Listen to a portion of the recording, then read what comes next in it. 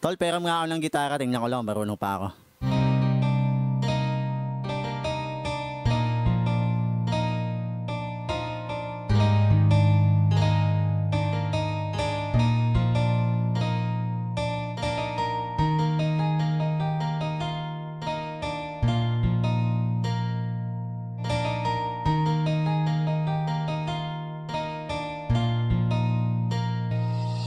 Hindi ba simula sa pagkabata tayo'y madalas na naghahabulan, walang pakialam kahit na madulas ka.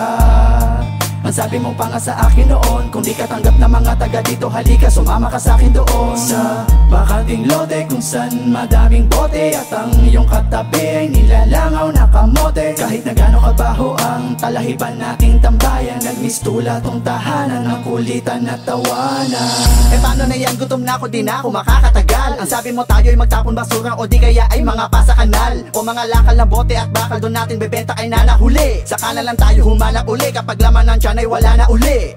Sa bawat tambayan, iskinita man ang looban, ay di mawawala ang tawanan at kalokohan. Sa mga pagsubok ng buhay ko, di mo ako iniwanan. Okling, isa kang tunay na kaibigan.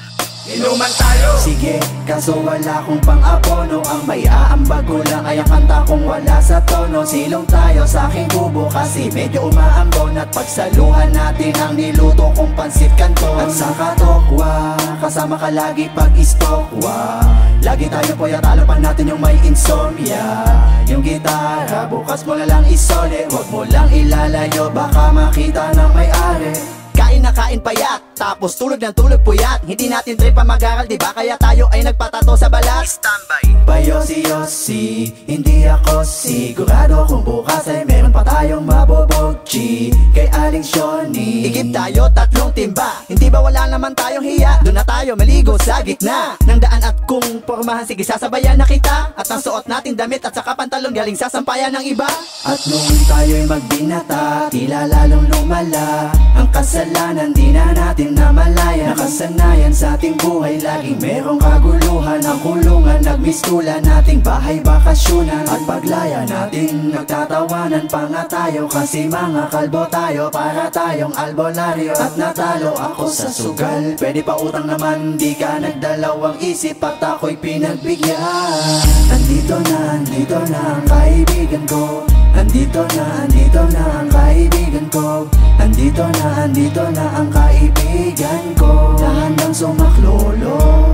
Di ba magnenegosyo tayo tapos magkasosyo tayo? Sa sarili nating kumpanya ay mga bosyo tayo. Dahil minsan nangarap tayong dalawa na makaahon sa hirap. Pero papaano? Lumipas ang ilang buwang, hindi na tayo nagkita. Wala na akong balita sa'yo. Kumusta na, anong lagay, meron bang bago? Nakakamiss din pala ang tarantadong talentado kong kaibigan. Teka, nag-text siyo, isang masamang balita na ikinasama ng aking loob. At hindi ko napigilan ang pagluha ng mata nang mabasa kong patay ka na pala.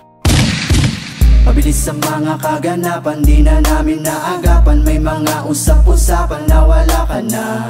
Tangina, hindi magandang biro yan. Sinong nanakit sa'yo, turo mo sa'kin sino yan. Kung sino pa ang mabait na nilalang ay siya pa ang pinaslang. Dapat di na lang, ikaw iba na lang. Sa dami ng mga pinagsamahan natin ay paano ko tatanggapin? At ang damo na iniwanan mo sa'kin ay mag-isa ko na lang lalanghapin. Iniwan ako ng kaibigan ko. Iniwan ako ng kaibigan ko. Iniwan ako ng kaibigan ko. Isa sa mga matalik na kaibigan ko. Hindi kita malilimutan, yan ang iyong tandaan. Nandito ka sa aking puso, at kung nasaan ka man ay sigurado na hindi ka makayosit makatagay. Kasi nga alam ko naman na sa langit ka nakatambay.